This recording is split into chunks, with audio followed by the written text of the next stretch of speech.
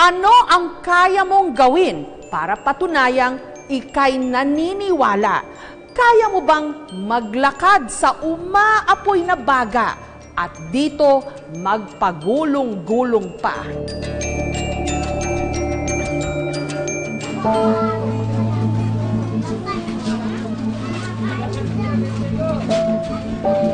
Bagong lipat dito sa probinsya ng Quezon si Rex, kaya ang kanilang nilipatan, kanyang pinabasbasan. Yan ang tatak na yan, dugo na yan. Palatandaan na talagang nag-blessing kami at nagbabayad po sa mga doktor espiritual. Sa unang tingin, parang meron lang silang ordinaryong handaan. Pero maya-maya lang, naglabas pa sila ng uling. Pero paglilinaw nila, hindi ito gagamitin sa pagluluto. May gagawin daw silang ritual na di umano na sa kanilang paniniwala magbibigay lakas at kapangyarihan sa kanila upang makapanggamot. Nakita niyo po yung uling na yan. Yan po ang aming mamayang apak-apakan yan. Ang grupo kasi ni Rex na kinabibilangan ng karamihan sa kanyang mga kamag-anak, tinatawag na mga doktor espiritual. Sinasabing doktor espiritual ay sila po ay hangin. Kapag sinasabi pong hangin, hindi po natin sila nakikita. Sumasapi sila sa mga membro. Sa araw na ito, sa 14 nilang mga miyembro, 5 ang maglalakad sa nagbabagang uling. Para masiguro ang kanilang kaligtasan, may mga medic na nakaantabay. Delikado siya, ma'am, kasi yung kanilang paa, once na naabagahan niya ng sobra, pwedeng magkaroon ng mga blisters. Pagkagat ng dilim, nagpalit na ng damit sina Rex. Paalaala ko lang sa lahat, huwag po kayong tumawa at huwag gagayahin ngayon at bukas man at magpakailanman. Maya-maya pa, sinilaban ang mga uling. At nagsimula ng umalingaw-ngaw ang tunog ng batingting. Ikaw manunubos, Iso Kristo.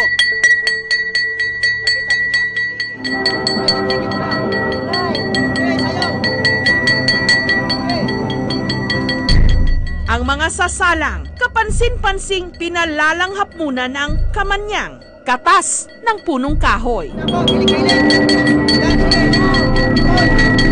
Matapos nito, ang mga maglalakad sa baga. Biglang tumirik ang mga mata.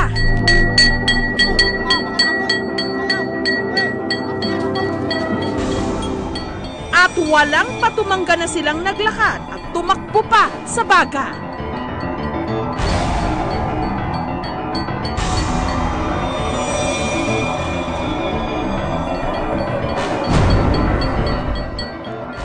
Tila naging mas maliksi.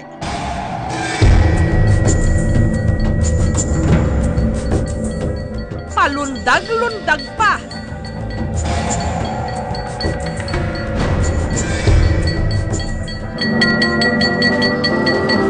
Patuloy ang pagpapatunog sa batingting.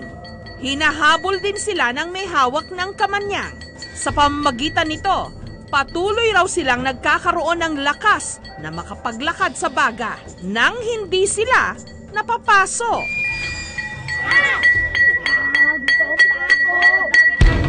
Ang isang ito, hindi lang basta tumapak o sumayaw sa baga.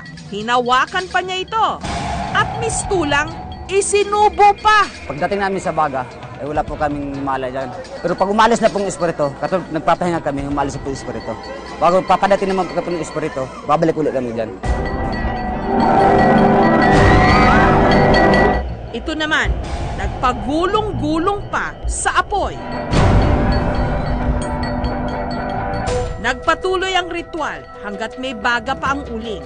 Ayon sa kanila, ginagawa ito ng kanilang grupo tuwing may mahahalagang okasyon, katulad ng pista, kaarawan o birthday, at kung bilog ang buwan. Dahil tumagal ng mahigit 1 oras ang ritual, ang mga miyembro ng doktor espiritual, hapong-hapo. Wala naman po ako nararamdaman. Nararamdaman po, pagod lang. na-nervyos. Ngayon lang kasi ako nakapanood ng ganun. Pag tungtong mo, baka mga paso ka. Siyempre kung sa natural na tao, di paso na ang mga paa mo. Sila ay siguro may mga agimat. Kung talagang walang malay, ba't tinataas nila yung, di ba lumaglag yung pula doon? Ba't tinaas nilang ganyan? Sandali, sabi ganun. Ayon kay Professor Nestor Castro, cultural anthropologist, ang paglalakad sa baga, paraan daw nila ito ng pagdarasal at pagpepenitensya. Common ito sa mga societies na impluwensyahan ng Hinduism. Ito pinapractice sa India, pinapractice sa Malaysia. Pinapalagay natin kasi na ang early society sa Pilipinas ay naimpluwensyahan ng kultura ng mga taga-India, lalong-lalo na sa aspeto ng paniniwala. Napakalakas ng konsepto ng pagsasakripisyo, kinakailangan merong pagpapasakit, nasasaktan. Pero pangalawa, yung konsepto ng faith. Kahit na tumatapak sila sa apoy, dahil sila ay nai-inspire o kaya napoposes ng mga divine spirits, sila ay protektado mula sa harm. Pagkatapos ng ritual, kinamusta ng mga medic ang mga naglakad sa baga. Nagkalapit po po. Okay lang po, linisin natin. Ano na lang po sa bato. Ang kasapi ng grupo na si Jaisel, nalapnos ang balat sa braso at tuhod, pero tumanggi siyang magpagamot. Pero sa ngayon po, hindi naman po siya kasino, wala naman pong hapdi kahit ganyanin. Wala. Binalikan din ng aming team ang iba pang mga naglakad sa baga. Dahil nakakuha na raw sila ng sapat na kapangyarihan matapos maglakad sa baga, handa na raw silang makapanggamot ng iba. 79% ang iyong pasma sa mata, yan ang sakit. Si Aling Fe, umaasang mapapagaling ang panlalabo ng kanyang mata. Huwag niyo lang itong gayahin ang sayaw ng espiritu. Si Rex, unang hinipan si Aling Fe. Sundin mo ang lahat ng sinasabi ko. Inumin mo at tumira ka ng kunti. Pagkatapos, ihilamos ito sa kanyang mukha hanggang sa likod.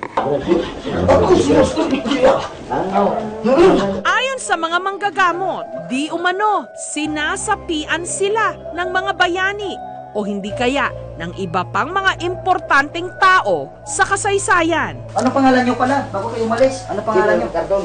Ha?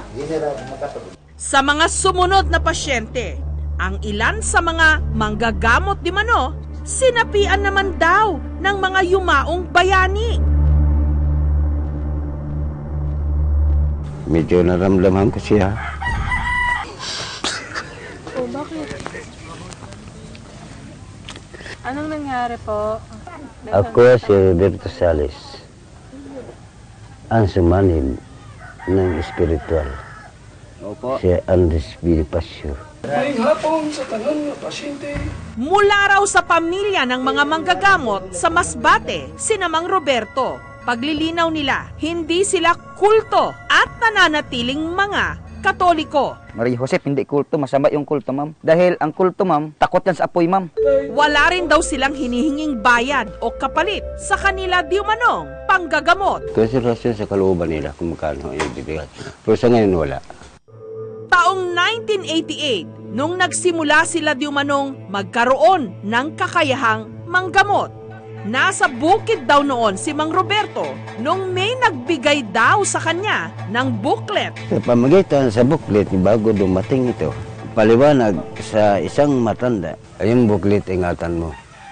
Manggamot ka, mag-apak ka ng apoy. Tawagin mo kami, mga espiritual. Kahit anong kapal sa apoy, hindi kayo mapapasok. Pero nung binuklat ng aming team ang tinutukoy niyang booklet, Mukha po siyang phone book. Iba ito. Ang booklet kasama sa panggamot sa kapangyarihan sa apoy bago kami umapak. pero totoo nga kaya na dahil sa taglay nilang kapangyarihan, hindi sila napapasok kahit naglalakad sa baga. Ayon kay Dr. Jim Sanchez, ang balat sa talampakan ang may pinakamakapal na balat sa ating katawan. Kaya raw ito hindi madaling mapasok. At dahil mabilis ang paglakad o patakbo pa ang ginawa ng mga nagsagawa ng ritual sa apoy, hindi na raw katakataka kung bakit hindi sila nasaktan mabilis lang yung exposure. Kumbaga seconds lang eh. Hindi talaga magkakaroon ng injury na malalim. Bukod sa mabilis ang exposure, makapal pa yung balat. Di ba yung mga farmers o yung mga laborers, no, nakaapak sila, kahit na mainit ang lupa, naka-adjust na. Naka-adjust na yung kanilang balat, kumapal ng kumapal. Paalala lang po, ang paglalakad sa baga mapanganib. Maaari kayong magtamo ng second-degree burn o hindi kaya pagkabulag. Mga bata, wag na wag gagayahin. Ang worst thing that can happen, maaari may tumalsik, pumunta sa mata. Pangalawa, madapa siya doon, hindi siya makaalis kagad. So, magkakaroon ka ng sunog.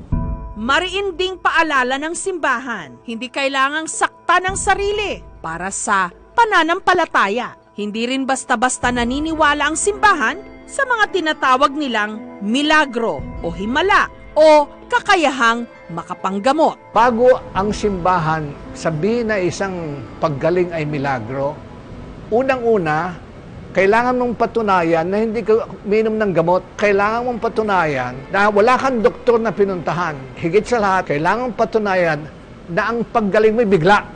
Debosyon nila yun at yun ay ayon sa kanilang pananampalataya at pangako. So, hindi ko sila makukondena. Pagkat maganda naman ang kanilang layurin, pero hindi kailangan. Pinako na si Kristo, tama na yon. Kung halimbawa man, ipapahinto, nasa amin yun. Bahala na kami makiusap. Sasabihin ko lang sa mga ibang kasama ko, hindi tayo kayang masugpuin na tayo talaga ang ating pananampalataya at pakita natin, nag-itok tayo katatag. Ano man narinig natin, babayaan.